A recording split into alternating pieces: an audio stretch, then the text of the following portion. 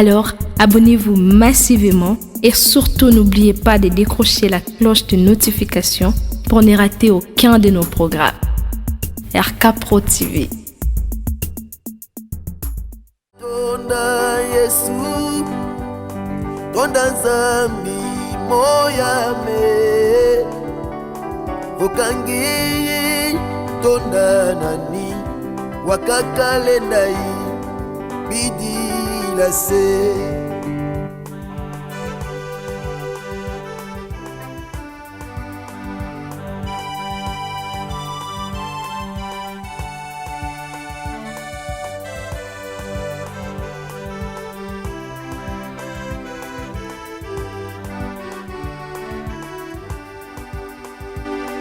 Utilanga masemeto, yundulanga mwanandi,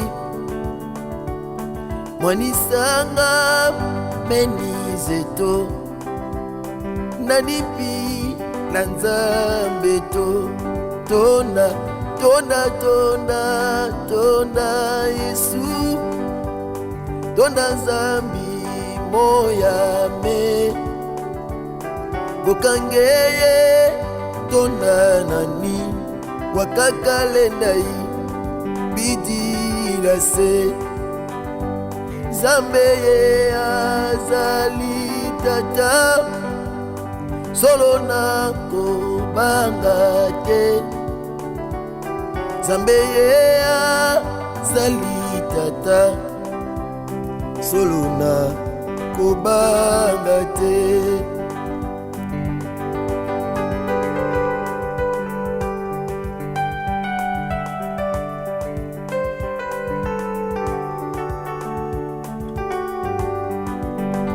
Betelaki maboko yayo. Hey, Yesu Kristo Nazareth. Fokulendi la salu kia kineneko, koso salu toma salakyo,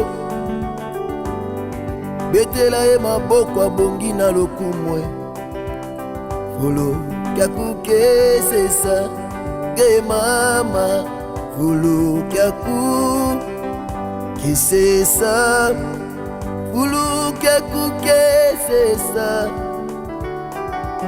Sila vuya vilange wasongayo, folo kia kukesesa gedi bundu, folo kia kukesesa, folo kia kukesesa.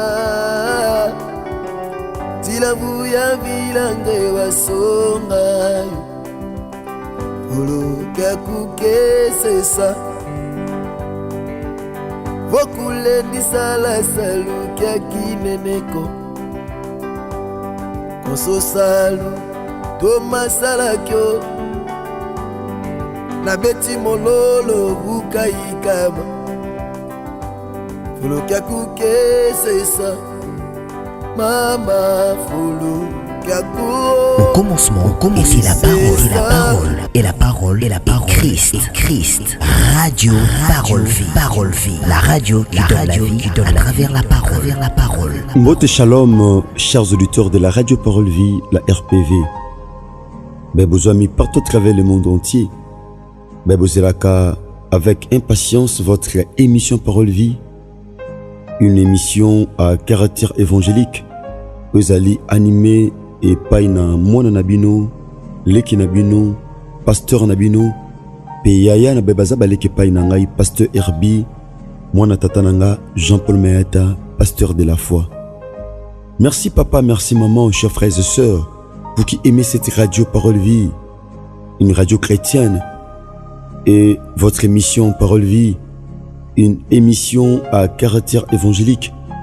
Au objectif nongozali ya côté à sango malamu ya Yesu Kristo wa Nazareth, nzamba solope à bomo, nzamba matana croix pe à loba, Père, tout est accompli. Merci chers auditeurs de la radio Parole Vie, merci papa, merci maman. Merci na confiance pour ça la biso na kati ya radio Parole Vie. Bokata pongi butu nyonso, tongo nyonso, pona kozala branché pe connecté na radio Parole Vie, tika Yesu Christ en Nazareth nzamba solo pe abomo apambola bino. Ce qui dérange biso te pa to zami to ko kumba mitu pour quelques secondes. To bonde la natina émission ya lelo to sambeli na kombo ne Yesu Christ en Nazareth. Kolo to pesio merci. Le bozaki na biso longo na intercession internationale des familles. Kolo to mona matatoli osali biso ngolu pe bolam. Kolo senga lo sambo faintsam na biyano. Tata, merci pour na biyano. Kolo pe to recommander moment oyo ya mateya na salo boko na ngolo. Ce qui bombe to missile ozo betama na minute ya kutanga na ba seconde eza ko créer ba dégâts. C'est que liloba ozo te ya matata na ngonga muke et même réparation, restauration, paix, stabilité na bomo ndeko moko a peso mutemo asala confiance lilobo le kaibo été que le sopa mafuta penguya na liloba oyo afin que objectif o lingo atteindre na bomo ya bato na nzela liloba oyo na émission Parole Vie et salama bongo na kombo na Yesu Masia Nazareth nzamba solo pe a bomoy de to bonde na kondima pe to lobi amen. Merci papa, merci maman. Yana linga qui te partager un thème oyo par la grâce de Dieu. Femme, tu as raison. Femme, tu as raison. Moi si, Osana a raison. Bien-aimé de le Seigneur, Ezana batubele ba peso tort na vie. Ezana batubele ba peso chancete ya témoigner mon nzambe. Ezana batubele ba peso tort na mabe o salate. Pourquoi? Parce que Zaka n'a été à faiblesse. Au salam abete, mais mou qu'il est condamné yo par défaut. Mou qu'il est condamné yo pour rien. Mou salam abete. Au tambu sama pe mabete. Mais mou qu'il est traité yo bien aimé dans le Seigneur. Le lengue pe Seigneur qui est traité yo. Et tika on a ba blessure intérieure. Et tika on a ba problème, ba mikakatano tout ça, ça et là. Bien-aimé dans le Seigneur, Ezabilo que belé pensa mutema na yo, bo qu'il est condamné parfois na mabe au salate. Combien de personnes aujourd'hui baza condamné na bato, baza condamné na justice suite à faiblesse. Pourquoi? Parce qu'à côté na faiblesse mo songolo ba condamné. Bien-aimé dans le Seigneur, femme, tu as raison. La femme c'est qui? Nzambe tango sali Adam. Alobi, il n'est pas bon que l'homme soit seul. Je lui ferai une aide semblable. Donc, femme est une aide. Je me dire à quelqu'un qui me suit en ces moments. Mouto azana posa lisungi. Yohanaza le plus fort par rapport à Mouto. Baeko sunga. Donc, femme est une aide. Une aide complète. Une aide puissante. Oyaye. Pour combler vide. Oyezagi kata mobile. Bien-aimé dans le Seigneur, l'homme avait aussi ma capacité, l'homme avait l'intelligence, l'homme avait le pouvoir dans le jardin d'Éden. Mais Nzamba permettait qu'il était bien que ma capacité à Moutou. Il a fallu Nzambe, acha, une femme à côté de l'homme comme aide. Bien-aimé dans le Seigneur, tout le monde a même dans le chantier, tout le monde, ce sont les aides qui travaillent. Ça comme ça, ma casse. Que le quand même parfois ingénieur, que le quand même parfois maçon, aide maçon. Tout le monde a comment ça comme ça à kilo pe à ma casse. Donc moi aussi azali sungi tope aide. Bien aimé, quand on parle de la femme est en train de symboliser l'église en général selon la pensée de Dieu. La femme est en train de représenter l'église. La Bible nous dit dans Ephésiens chapitre 5 verset 25, Marie, aimez vos femmes, comme Christ a aimé l'église et s'est livré lui-même pour elle. Christ a mis ça pour la moitié qui est l'église. Christ a donné sa vie à la croix du calvaire pour le salut de l'humanité.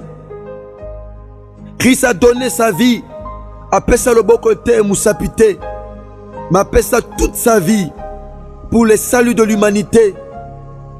Oh, bah tu me souviens de détruire le monde. Mais bien aimé, C'est Dieu qui connaît la cherté du sang de l'homme. Pourquoi? Parce qu'il y a tout un Dieu qui avait quitté le ciel. La femme représente l'église. L'église de Dieu a raison. L'église a raison. Bien-aimés dans le Seigneur, chers auditeurs de la radio Parole Vie, vous qui nous suivez partout à travers le monde entier, écoutez, chers bien-aimés, dans Matthieu chapitre 16, verset 13, Tokita Tinase, na 18, bien-aimés, tu as remarqué, à Christ, à zotuna ba disciple, Abiba tubalobaka nini ponanga, Yesu akomaki na territoire ya Césarée de Philippe, a tenu ba disciple na ye, Jésus étant arrivé dans le territoire de Césarée de Philippe, demanda à ses disciples, qui dit-on que je suis? Moi le fils de l'homme. Ils répondirent, les uns disent que tu es Jean-Baptiste, les autres Élie, les autres Jérémie, et l'un des prophètes. Et vous, leur dit-il, que dites-vous que je suis? Pona bango, naza Jérémie, pona bango, naza Mosakoli, pona bango, naza Jean-Baptiste, mais pona bino, vous qui êtes mes disciples, bozolo banin, oh naza pona bino. Simon Pierre répondit dans le verset 16, tu es le Christ, tu es le libérateur. Ici quand on parle de Christ, on titre est libérateur, parce que Christ, naba Yuda, ezalaki kombe bande ko pesa mela naba libérateur. Tu es le Christ, le Fils du Dieu vivant. Oh! Verset 17, Jésus prenant la parole lui dit, tu es heureux Simon, fils de Jonas, car ce ne sont pas la chair et le sang qui t'ont révélé cela, oh, mais c'est mon Père qui est dans les cieux. Et moi, je t'ai dit que tu es Pierre, et que sur cette pierre je bâtirai mon église, verset 18, et que les portes du séjour des morts ne prévendront point contre elle. Donc l'église est bâtue sur la révélation, l'église est bâtue sur la parole, l'église est bâtue sur Christ lui-même, qui est le chef de l'église. Habillé sur cette parole, sur cette révélation, sur la pierre. Or c'est Christ lui-même qui est la pierre, quand rejeté par ceux qui bâtissaient, aujourd'hui est devenu la principale de l'angle. Quand on dit, femme, tu as raison, nous allons lire la Bible dans Nombre chapitre 27. Mon frère, tu as raison. Maman, tu as raison. Tu as raison de témoigner la grandeur de Dieu dans ta vie. Tu as raison de vivre en paix. Tu as raison, bien-aimé. Yako simba oza nango posa o simba. Oza na raison ko longa bitumbo ekomela ko tango nyonso. Tu as raison ya obika na bokono. Oza na raison obika na bokono. À tes sala 10 ans, à tes 5 ans, à tes 3 ans.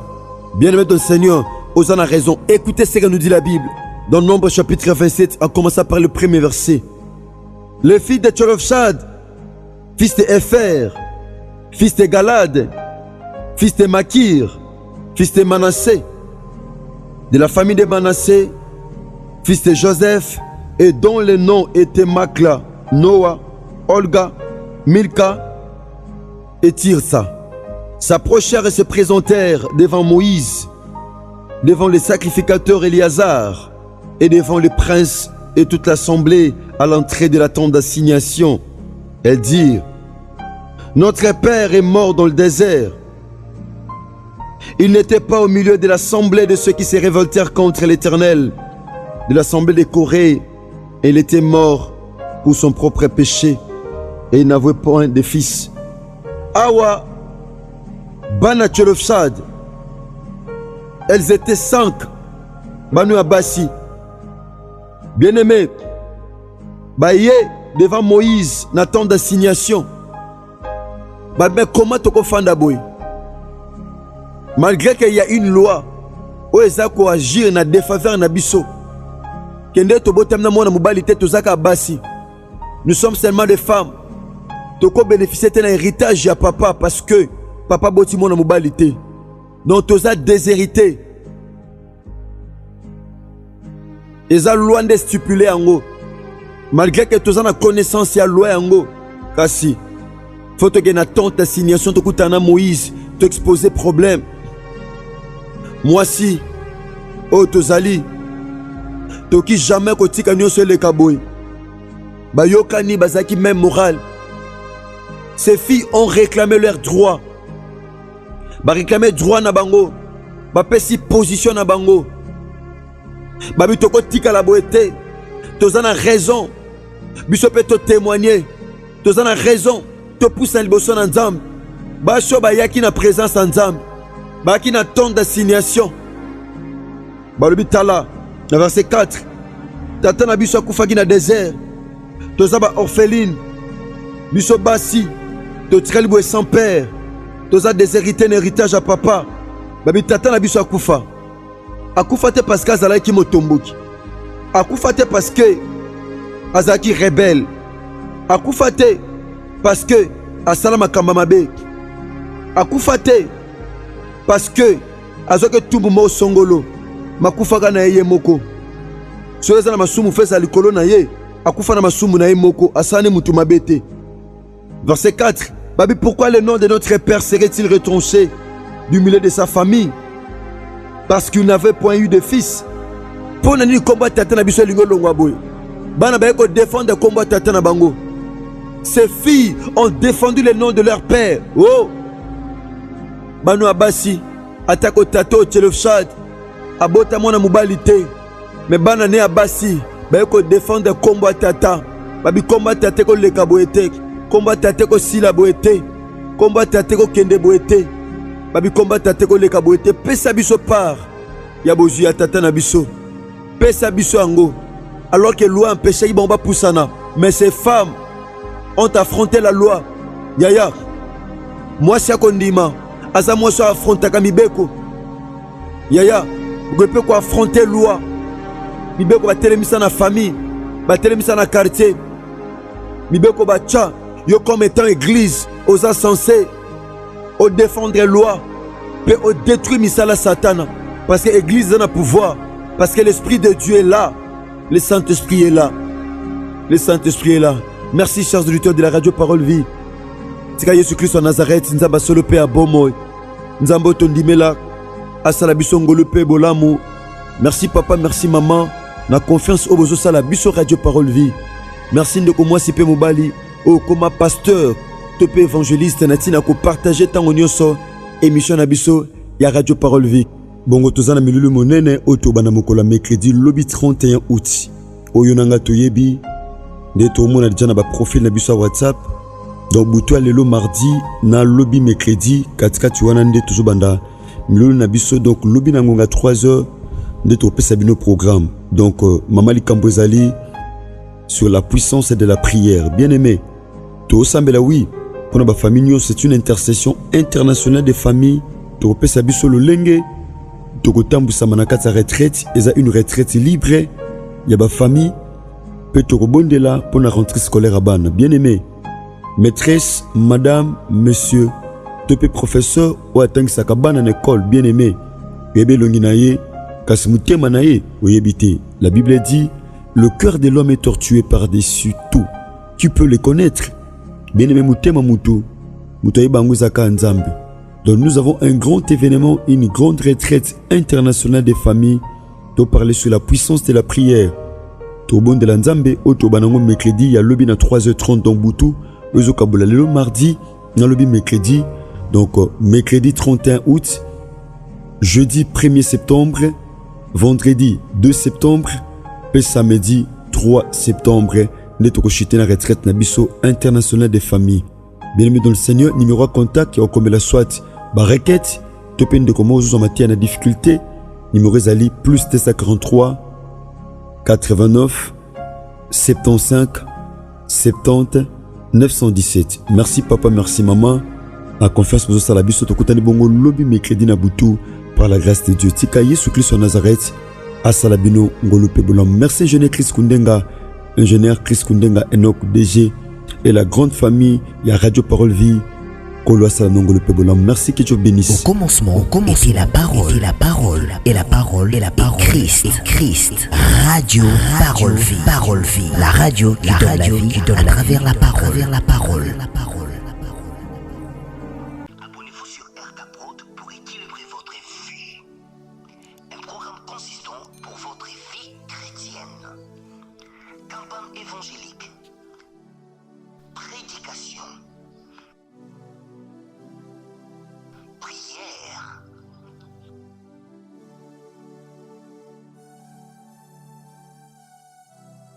enseignement biblique, divertissement,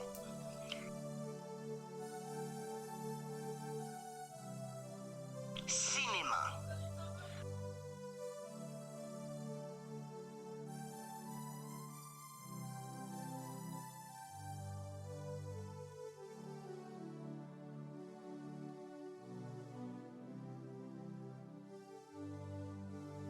musique. Alors, abonnez-vous et n'oubliez pas de décrocher la cloche des notifications pour être informé à tout moment.